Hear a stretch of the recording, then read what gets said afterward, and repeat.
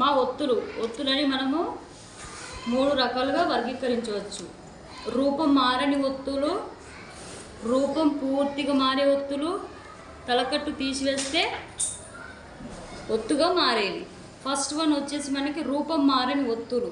చూడండి, ఇప్పుడు ఖ, జ్ఞ, ఝ చూడండి, రూపం మారుతున్నాయి, ఇవి మారట్లేదు, అలానే ఉంటున్నాయి. నెక్స్ట్ రూపం పూర్తిగా మారేవి.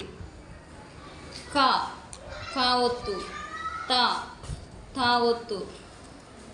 నెక్స్ట్ మా, ఇవి మా ఒత్తు, పూర్తిగా రూపం మారిపోతున్నాయి మనకి.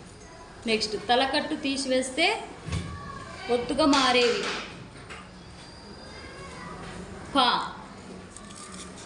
పా ఒత్తు, చూడండి ఇక్కడ వెనకాల పా, పా ఒత్తు. నెక్స్ట్ భా, బా ఒత్తు. ఎస్. నెక్స్ట్ ఘ, ఇంకో గ, ఘ, తలకట్టు తీసివేస్తే ఒత్తుగా మారుతుంది. నెక్స్ట్ చ, చ. ఓకే, అలా మనకి ఒత్తులన్నీ 3 రకాలుగా వర్గీకరించారు.